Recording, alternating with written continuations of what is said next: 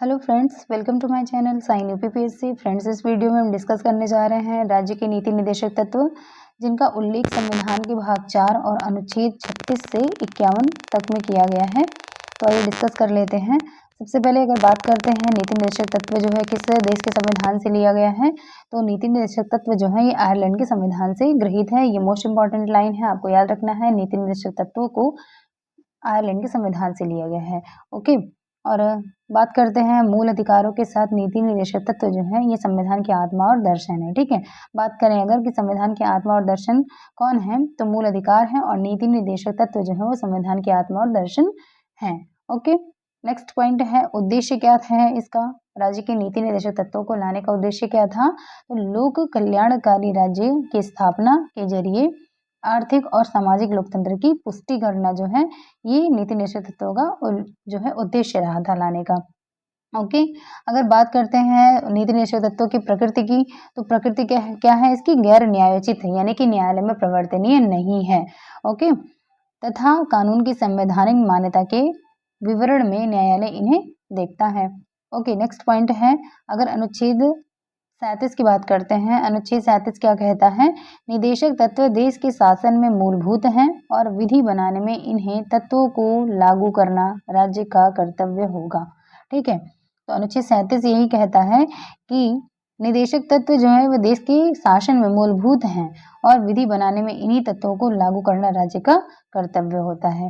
Okay, next point है कल्याणकारी राज्य शब्द संविधान में कहीं भी उल्लिखित नहीं है। तो याद रखिएगा, क्वेश्चन ऐसे भी पूछा जा सकता है कि निम्नलिखित में से कल्याणकारी राज्य शब्द की परिकल्पना जो है किस अनुच्छेद में किया गया संविधान के। ओके, अब दे दिया इसमें 3 अनुच्छेद और चौथा ऑप्शन दे दिया इनमें से कोई नहीं, तो अब अनुच्छेद मत खोजने लगिएगा। ओके, यानी कि कल्याणकारी राज्य शब्द का उल्लेख जो संविधान में कहीं भी नहीं किया गया है। ये इंपॉर्टेंट लाइन है, आपको यही याद रखना है। ओके, चलिए तो आइए डिस्कस कर लेते हैं निदेशक तत्वों का वर्गीकरण, यानी नीति निर्देशक तत्वों का वर्गीकरण। तो नीति निर्देशक तत्वों का वर्गीकरण जो है ये 3 भाग में किया जाता है। पहला है आपका समाजवादी सिद्धांत, दूसरा है गांधीवादी सिद्धांत और तीसरा है आपका उदार बौद्धिकवादी सिद्धांत। तो ये तीनों ही सिद्धांत देखने को मिलते हैं आपके नीति निर्देशक तत्वों में। ओके, यहाँ से क्वेश्चन पूछा जाता है, तो आइए देख लेते हैं। पहला है हमारा समाजवादी सिद्धांत। इसके बारे में क्या है कि ये सिद्धांत समाजवाद के आलोक में है। ये लोकतांत्रिक समाजवादी राज्य का खाका खींचते हैं जिनका लक्ष्य सामाजिक एवं आर्थिक न्याय प्रदान करना है। और इसमें कौन कौन से अनुच्छेद शामिल हैं, आइए डिस्कस कर लेते हैं। तो समाजवादी जो सिद्धांत है इसमें पहला अनुच्छेद आता है 38, फिर दूसरा है 39 का, और आगे अभी डिस्कस करेंगे। चलिए पहले एक एक पॉइंट देख लेते हैं। तो अनुच्छेद 38 क्या कहता है, जो कि समाजवादी सिद्धांत है। अनुच्छेद 38 कहता है लोक कल्याण की अभिवृद्धि के लिए सामाजिक, आर्थिक और राजनीतिक न्याय द्वारा सामाजिक व्यवस्था सुनिश्चित करना। 44वें संविधान संशोधन द्वारा आय, प्रतिष्ठा, सुविधाओं और अवसर की असमानता को समाप्त करने का प्रावधान जोड़ा गया था। ओके, अगला है अनुच्छेद 39 का। ओके, ये क्या कहता है, तो अनुच्छेद 39 कहता है कि सभी नागरिकों को जीविका के पर्याप्त साधन प्राप्त करने का अधिकार है। ये 42वें संविधान संशोधन द्वारा इसमें गरीबी को मुफ्त कानूनी सहायता का प्रावधान जोड़ा गया है। ओके, अगला है अनुच्छेद 39 ख क्या कहता है, तो अनुच्छेद 39 ख में क्या कहा गया है, सामूहिक हित के लिए समुदाय के भौतिक संसाधनों का समान वितरण, सम वितरण मीन्स समान वितरण। ओके, और अनुच्छेद 39 ग क्या कहता है, धन और उत्पादन के साधनों का संकेंद्रण रोकना, यानी विकेंद्रीकरण। ओके, नेक्स्ट है घ, यानी कि 39 घ क्या कहता है, समान कार्य के लिए समान वेतन। वेरी वेरी इंपॉर्टेंट है, याद रखिएगा। 39 घ में क्या कहा गया है, समान कार्य के लिए समान वेतन की बात की गई है। ठीक है, तो क्वेश्चन ऐसे पूछा जाता है कि समान कार्य के लिए समान वेतन जो है ये कहाँ पे वर्णित है, तो नीति निर्देशक तत्वों में है। ओके, इस तरह से याद रखना है। और अंगा में क्या है, कर्मकारों की स्वास्थ्य और शक्ति तथा बालकों की सुकुमार अवस्था के दुरुपयोग से संरक्षण की बात कही गई है। ओके, इसके अलावा 39 च में क्या कहा गया है, तो 39 च में कहा गया है बालकों को स्वास्थ्य विकास के अवसर 42वें संविधान संशोधन द्वारा जोड़ा गया था, बालकों के स्वास्थ्य विकास का अवसर प्रदान करना। ओके, अगला अनुच्छेद है अनुच्छेद 41। तो अनुच्छेद 41 में क्या कहा गया है? तो अनुच्छेद 41 कहता है काम, शिक्षा और बुढ़ापा की दशाओं में लोक सहायता पाने का अधिकार। वेरी इंपॉर्टेंट है, कई बार पूछा जाता है। फिर अनुच्छेद 42 क्या कहता है? काम की न्याय संगत और मानवोचित दशाओं का तथा प्रसूति सहायता का उपबंध करना। ओके, प्रसूति सहायता की बात करें या काम की न्याय संगत और मानवोचित दशाओं की बात करते हैं तो ये आपका कहाँ पे है? अनुच्छेद 42 में है इसका वर्णन। ओके, नेक्स्ट है अनुच्छेद 43। अनुच्छेद 43 क्या कहता है? सभी कर्मकारों के लिए निर्वाह मजदूरी, शिष्ट जीवन स्तर तथा सामाजिक और सांस्कृतिक अवसर प्रदान करना, ये अनुच्छेद 43 कहता है। अगला है अनुच्छेद 43 का क्या कहता है? उद्योगों के प्रबंधन में कर्मकारों के भाग लेने के लिए कदम उठाना। ये भी आपका 42वें संविधान संशोधन द्वारा जोड़ा गया था, मोस्ट इम्पॉर्टेंट है। अब यहाँ पे देखिए जो हमारा 39 का था, ये कह रहा था कि सभी नागरिकों को जीविका के पर्याप्त साधन प्राप्त करने का अधिकार, और ये भी आपका 42वें संविधान संशोधन द्वारा जो इसमें क्या किया गया, गरीबों को मुफ्त कानूनी सहायता का प्रावधान जोड़ा गया था। तो देखिए यहाँ पे आपको याद रखना है, पूछा जा सकता है आपसे कि 42वें संविधान संशोधन द्वारा संविधान में कौन कौन से अनुच्छेद जोड़े गए थे नीति निर्देशक तत्वों के तहत। तो आपको 39 का के तहत जो है क्या जोड़ा गया? गरीबों को मुफ्त कानूनी सहायता की बात करता है, ठीक है। 42वें संविधान संशोधन द्वारा ये जोड़ा गया। और इसके अलावा 42वें संविधान संशोधन द्वारा बालकों को स्वास्थ्य विकास के अवसर प्रदान करना। इसके अलावा 42वें संविधान संशोधन द्वारा और क्या जोड़ा गया है? अनुच्छेद 43 का के तहत उद्योगों के प्रबंधन में कर्मकारों के भाग लेने के लिए कदम उठाए गए हैं। तो ये भी जो है 42वें संविधान संशोधन द्वारा ही नीति निर्देशक तत्वों में जोड़ा गया है। मोस्ट इंपॉर्टेंट है, ऐसे आपको याद रखना है। ओके, अगला है फिर जो है आपका 7वां क्या है? अनुच्छेद 47 की बात करें तो अनुच्छेद 47 क्या कहता है? पोषाहार स्तर और जीवन स्तर को ऊंचा करना तथा लोक स्वास्थ्य में सुधार लाना भी जो है ये अनुच्छेद 47 में वर्णित है। क्या है? कि पोषाहार स्तर और जीवन स्तर को ऊंचा करना तथा लोक स्वास्थ्य का सुधार करना। ओके, नेक्स्ट है, आइए गांधीवादी सिद्धांत को डिस्कस कर लेते हैं। तो गांधीवादी सिद्धांत जो है क्या क्या इसमें कौन से अनुच्छेद शामिल है? ये तो बहुत ही इंपॉर्टेंट है, बार बार पूछा जाता है। अनुच्छेद 40, ठीक है। इसमें गांधीवादी सिद्धांत क्यों कहा गया? क्योंकि इसमें गांधी जी के विचारों पर आधारित है ये सारे सिद्धांत। ओके, तो अनुच्छेद 40 क्या कहता है? मोस्ट इंपॉर्टेंट है, ग्राम पंचायतों के गठन के बारे में बात करता है और उन्हें आवश्यक शक्तियां प्रदान कर स्व सरकार की इकाई के रूप में कार्य करने की शक्ति प्रदान करता है, अनुच्छेद 40। ओके, नेक्स्ट है अनुच्छेद 43। अनुच्छेद 43 क्या कहता है? ग्रामीण क्षेत्रों में कुटीर उद्योगों, व्यक्तिगत या सहकारी के आधार पर कुटीर उद्योगों को प्रोत्साहन देना, अनुच्छेद 43 कहता है। ओके, नेक्स्ट है अनुच्छेद 43 बी। अनुच्छेद 43 बी में क्या वर्णन है? सहकारी समितियों के स्वैच्छिक गठन, स्वायत्त संचालन, लोकतांत्रिक निमंत्रण तथा व्यावसायिक प्रबंधन को बढ़ावा देना। ये जो है आपका 97वें संविधान संशोधन द्वारा जोड़ा गया था, 43 बी अनुच्छेद। ओके, नेक्स्ट है अनुच्छेद 46। अनुच्छेद 46 क्या कहता है? अनुसूचित जाति एवं जनजाति और समाज के कमजोर वर्गों के शैक्षणिक एवं आर्थिक हितों को प्रोत्साहन और सामाजिक अन्याय शोषण से सुरक्षा प्रदान करना जो है अनुच्छेद 46 में ऐसी बात कही गई है। ओके, नेक्स्ट है अनुच्छेद 47 की बात करें तो अनुच्छेद 47 क्या कहता है? स्वास्थ्य के लिए नुकसानदायक नशीली दवाओं, मदिरा, ड्रग्स के औषधीय प्रयोजनों से भिन्न उपभोग पर प्रतिबंध लगाए गए हैं अनुच्छेद 47 के तहत। ओके, नेक्स्ट है अनुच्छेद 48 की बात करें। अनुच्छेद 48 क्या कहता है? गाय, बछड़ा व अन्य दुधारू पशुओं की बलि पर रोक और उनकी नस्लों में सुधार को प्रोत्साहन देना, ये अनुच्छेद 48 बात करता है। ओके, मोस्ट इंपॉर्टेंट है गांधीवादी सिद्धांत। गांधीवादी सिद्धांत की बात करते कौन कौन सा इसमें अनुच्छेद शामिल है? अनुच्छेद 40 है, 43 है, 43 बी है, 46 है, 47 है और 48 है। ओके, 40 है, उसके बाद फिर 43, 43 बी, फिर 46, 47, 48, ये सभी गांधीवादी सिद्धांत के एग्जाम्पल है और मोस्ट इंपॉर्टेंट है, बार बार पूछे जाते हैं। ओके, नेक्स्ट है अगला है बौद्धिक उदार बौद्धिक सिद्धांत। इसके बारे में बात करें तो ये क्या है? एक प्रगतिशील राष्ट्र में उदार बौद्धिक सिद्धांतों का विशेष निर्णायक महत्व होता है। ओके, इसमें पहला अनुच्छेद है अनुच्छेद 44। अनुच्छेद 44 कहता है देश में एक समान सिविल संहिता को लागू करना। वर्तमान में आपको पता ही है कि यूनिफॉर्म सिविल कोड केवल एकमात्र राज्य है इंडिया में, गोवा में लागू है वर्तमान में। ओके, और यूनिफॉर्म सिविल कोड वैसे भी वर्तमान में चर्चा में रहा है। ठीक है, ये पूरे भारत में लागू करने की बात कही जा रही है।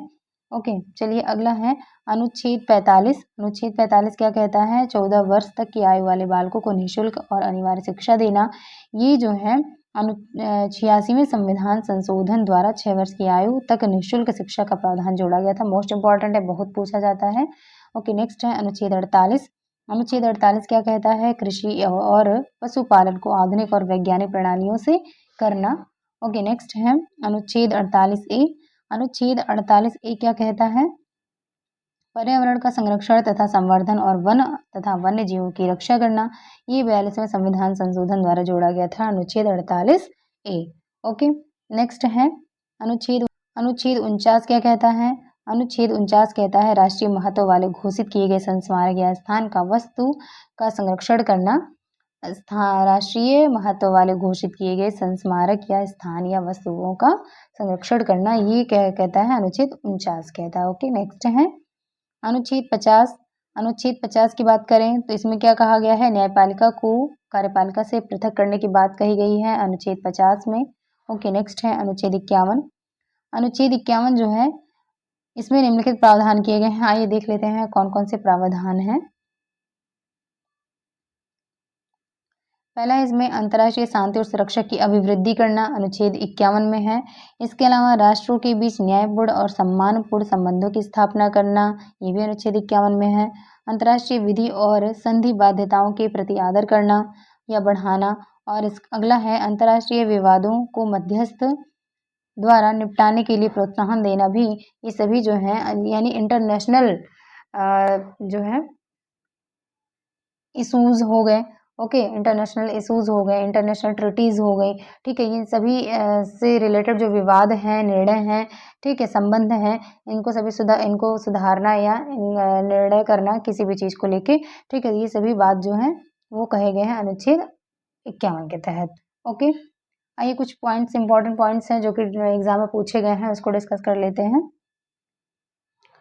तो पहला पॉइंट है इसमें, राज्य की नीति निदेशक तत्वों को भारतीय संविधान की अनोखी विशेषता किसने कहा है? तो नीति निदेशक तत्वों को भारतीय संविधान की अनोखी विशेषता किसने कहा है? डॉक्टर BR अम्बेडकर यानी भीमराव अम्बेडकर ने कहा है। ओके, नेक्स्ट है एक कल्याणकारी राज्य यानी वेलफेयर स्टेट की संकल्पना का समावेश भारत के संविधान के किस भाग में है?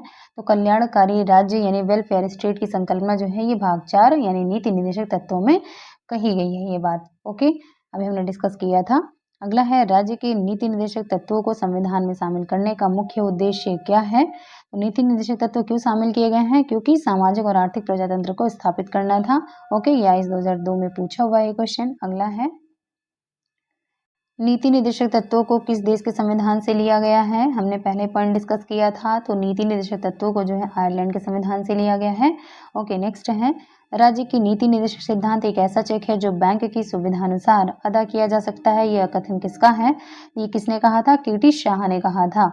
ओके, याद रखिएगा इसको, वेरी इंपॉर्टेंट है। अगला है किसने निदेशक तत्वों को संविधान की आत्मा कहा है?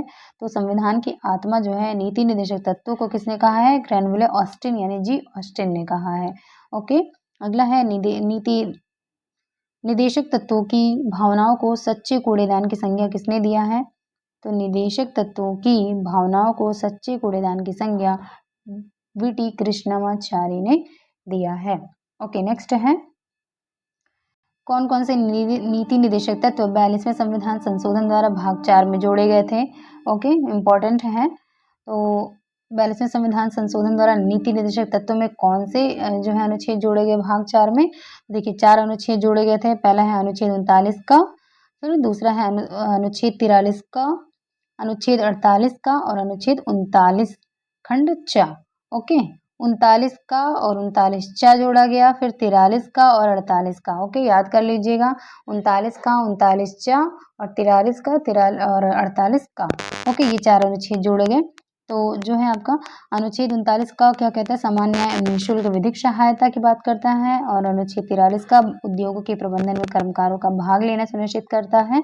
अनुच्छेद 48 का पर्यावरण, वन तथा वन्य जीवों की सुरक्षा की बात करता है। और अनुच्छेद 39 का खंड 4 शोषण से बच्चों एवं वयस्कों की सुरक्षा प्रदान करता है। मोस्ट इंपॉर्टेंट है। अगला है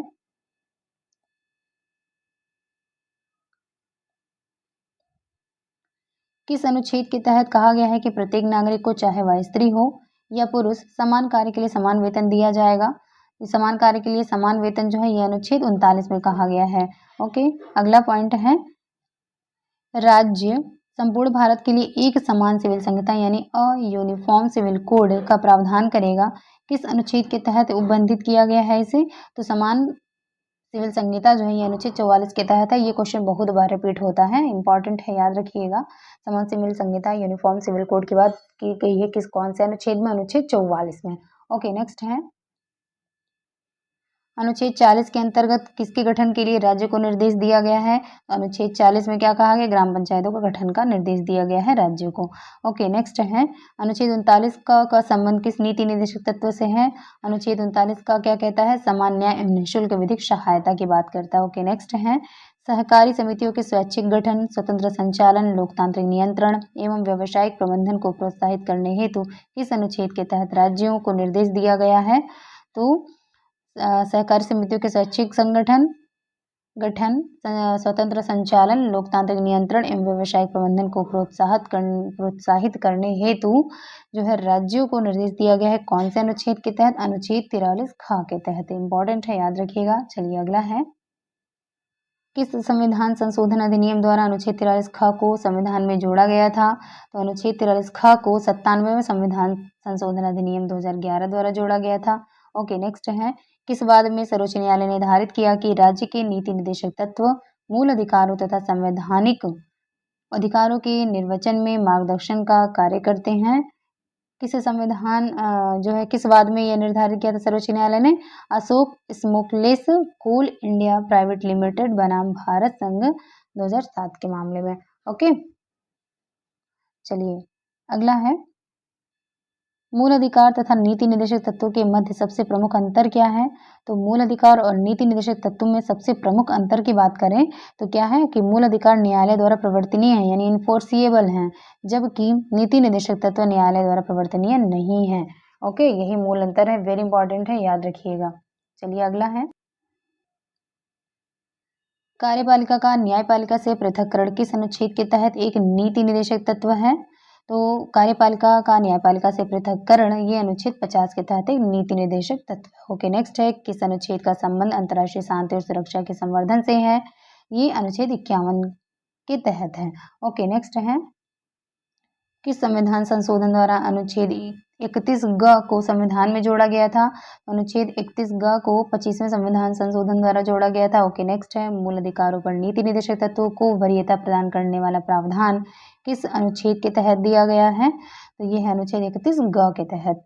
ओके, अगला है 25वें संविधान संशोधन द्वारा किन किन निदेशक तत्वों को मूल अधिकारों अनुच्छेद 14 तथा 19 पर श्रेष्ठता प्रदान करता है?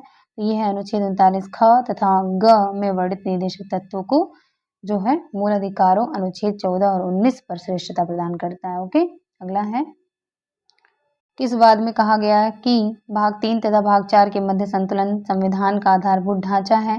तो भाग 3 और भाग 4 के मध्य संतुलन संविधान का आधारभूत ढांचा है, ये किस वाद में कहा गया? मिनर्वा मिल्स बनाम भारत संघ के वाद में कहा गया था। ओके, नेक्स्ट है राज्य के नीति निर्देशक तत्वों में गांधीवादी सिद्धांत को प्रतिबिंबित करने वाले प्रावधान जो है ये निम्नलिखित दिए हुए हैं। अभी हमने ऊपर पढ़ा भी था, तो गांधीवादी जो सिद्धांत है एक बार रिपीट कर लेते हैं पूरा। ठीक है, पहला है ग्राम पंचायतों की स्थापना जो है अनुच्छेद 40 के तहत, ये गांधीवादी सिद्धांत है।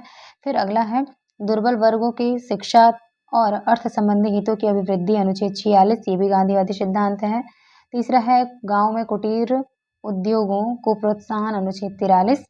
चौथा है पोषण एवं जीवन स्तर को ऊंचा करना और लोक स्वास्थ्य में सुधार करना अनुच्छेद 47। पांचवा है कृषि और पशुपालन का संगठन अनुच्छेद 48। पर्यावरण का संवर्धन एवं संरक्षण और वन्य एवं वन्य जीवों की रक्षा अनुच्छेद 48 का। सातवां है राष्ट्रीय महत्व के स्मारकों स्थानों एवं वस्तुओं का संरक्षण अनुच्छेद 49। और आठवां है कार्यपालिका का न्यायपालिका से पृथक्करण अनुच्छेद 50। ये सभी जो है गांधीवादी सिद्धांत हैं। ओके, याद रखिएगा, आप अनुच्छेद अच्छे से याद रखिएगा। ठीक है, अनुच्छेद में क्या कहा गया है वो तो याद ही करना है, लेकिन कौन कौन से अनुच्छेद जो है गांधीवादी सिद्धांत की बात करते हैं? अनुच्छेद 40, अनुच्छेद 46, अनुच्छेद 43, अनुच्छेद 47 और अनुच्छेद 48। अनुच्छेद 48 का अनुच्छेद 49 और अनुच्छेद 50। ठीक है, यानी कि 40, 46, 43, 47, 48, 48 का 49 और 50। ओके, ये सभी गांधीवादी सिद्धांत को प्रतिबिंबित करने वाले अनुच्छेद हैं। ओके, नेक्स्ट है, आइए संविधान संशोधन द्वारा समाविष्ट निदेशक तत्व जो हैं उनको एक बार देख लेते हैं। कौन से संविधान संशोधन द्वारा नीति निदेशक तत्वों को कौन से अनुच्छेद में जोड़ा गया है। ठीक है, चलिए इसमें देखते हैं। पहला जो है 42वें संविधान संशोधन अधिनियम 1976 द्वारा कौन कौन से अनुच्छेद जोड़े गए, जिसमें से पहला है अनुच्छेद 39 का उपखंड 4। तो अनुच्छेद 39(4) के तहत क्या जोड़ा गया था, बालकों के स्वस्थ विकास के अवसर एवं सुविधाएं तथा नैतिक एवं आर्थिक परित्याग से रक्षा करना जो है अनुच्छेद 39(4) में कहा गया है। और अनुच्छेद 39 का जोड़ा गया, इसमें क्या कहा गया है, समान न्याय और निःशुल्क विधिक सहायता की बात की गई है अनुच्छेद 39 का। वेरी इंपॉर्टेंट है, बहुत बार पूछा गया ये क्वेश्चन। ओके, अगला है अनुच्छेद 43 का।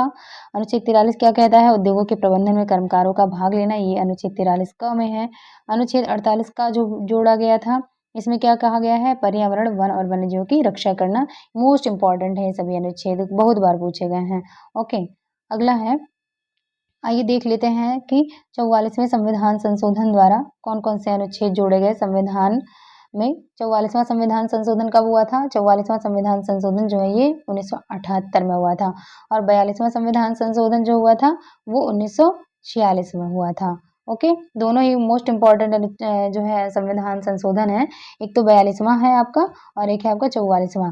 तो जो 42वां है ये 1976 में हुआ था और जो 44वां है ये 1978 में हुआ था। ठीक है, तो ये कई बार जो है पूछा जाता है। ठीक है, चलिए देख लेते हैं कि 44वें संविधान संशोधन द्वारा संविधान में कौन कौन से अनुच्छेद जोड़े गए थे।